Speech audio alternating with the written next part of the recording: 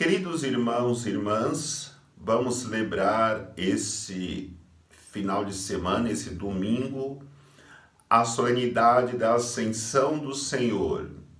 E no próximo domingo celebraremos a solenidade de Pentecostes. Em relação à solenidade da Ascensão do Senhor, sempre houve dúvida sobre a ascensão do Senhor. Não o fato da ascensão em si, porque a ascensão do Senhor é a sua subida ao céu depois de realizar a sua missão aqui de salvar a humanidade. Mas a dúvida estava e ainda está quando o Senhor vai voltar, porque ele prometeu que voltaria. No início, a igreja pensava que Jesus iria voltar alguns dias depois da sua ascensão, ou algumas semanas, ou alguns anos. Jamais imaginaria que iria ficar mais de 2000 anos antes de voltar. Mas para nós entendermos esta realidade da ascensão de Jesus e a sua promessa de voltar, precisamos relembrar o evangelho de domingo passado, quando Jesus disse que não nos deixaria órfãos. E exatamente esta é a realidade da promessa de Deus que vai se realizar.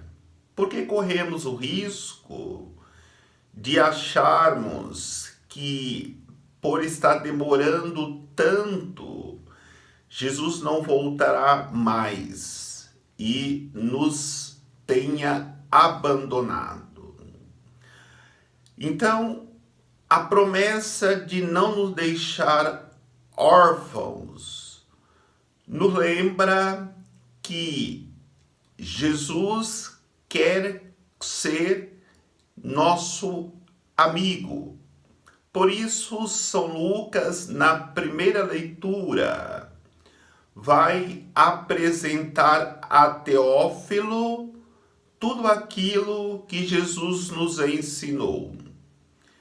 Quem é Teófilo? Teófilo é um nome grego. Theo, Deus. Filos, amigos. Então somos amigos de Deus. E São Lucas quer apresentar esse projeto de Deus para os seus amigos. No entanto, para que nós possamos ser amigos de Deus, nós precisamos receber o Espírito Santo.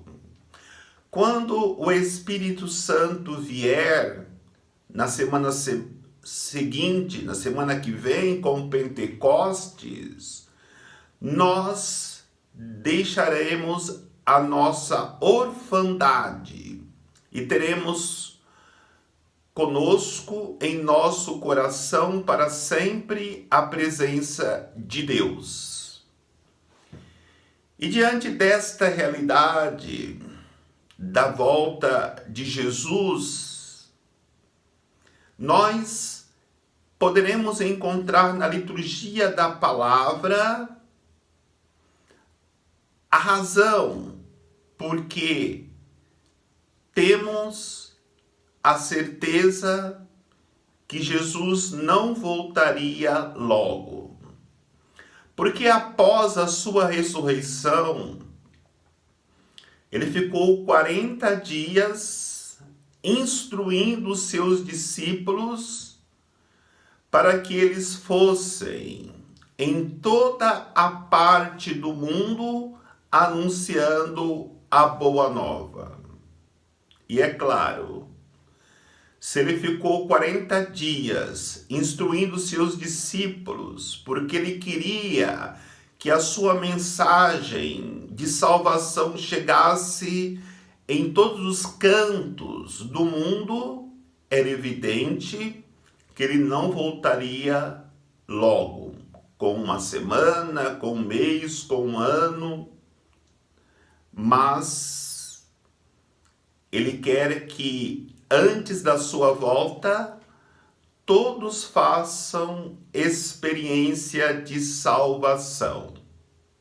E é interessante que quando Jesus diz que subiria ao Pai, os seus discípulos perguntam para ele: é agora que vai restaurar o reino de Israel? E Jesus responde: não compete a vós saber a hora que meu Pai vai restaurar o reino de Israel.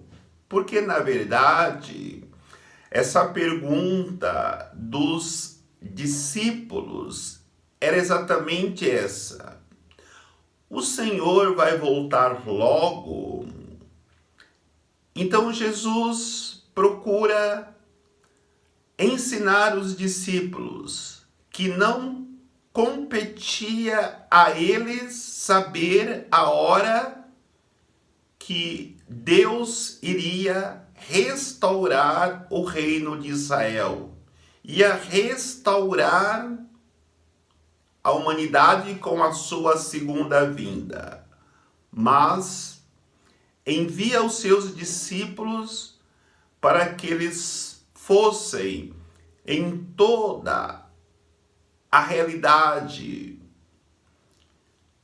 do mundo e anunciasse a salvação prometida.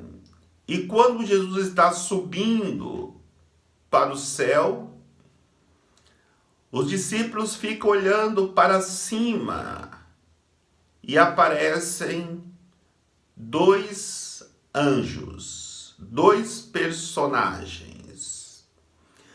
A liturgia quer nos ensinar que esses dois personagens somos eu e você, que devemos ir evangelizar, que devemos ir anunciar o reino de Deus. Então, não devemos ficar parado entre esse tempo da ascensão de Jesus e a sua volta, mas irmos anunciar a todos que Jesus subiu sim ao céu depois de realizar a sua missão, mas ele prometeu e voltará glorioso, e nós precisamos, como evangelizadores, preparar os corações para que recebam Jesus na sua volta.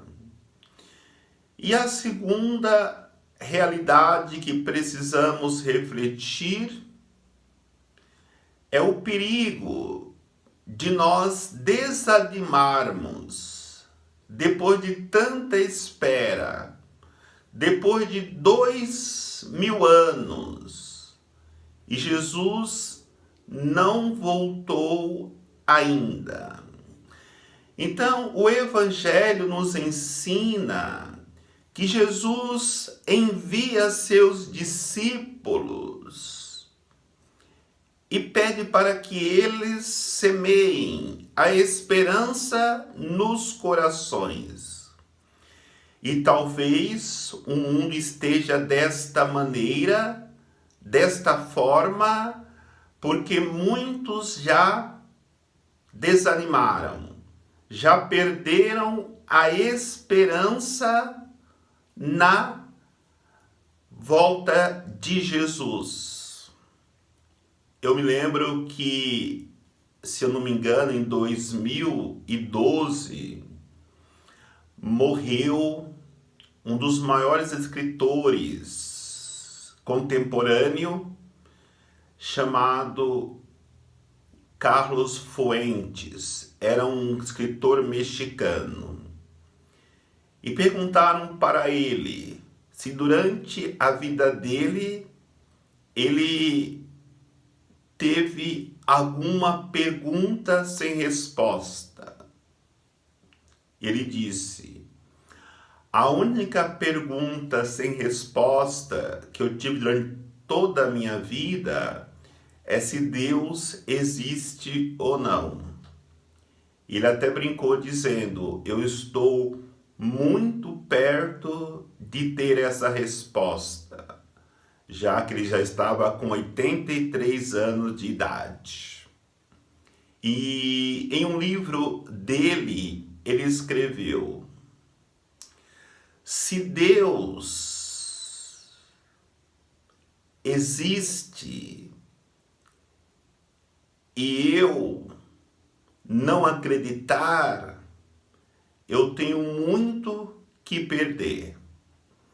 Mas se Deus não existe e eu acreditar, eu não tenho nada a perder.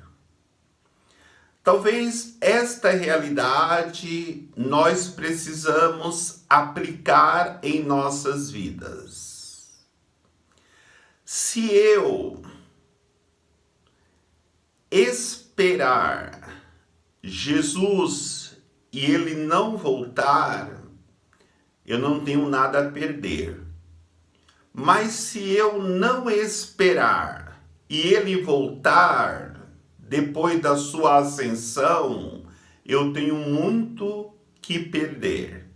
Por isso a importância da nossa fé inabalável, que Jesus, na nossa concepção, pode estar demorando, mas que ele vai voltar, ele vai voltar.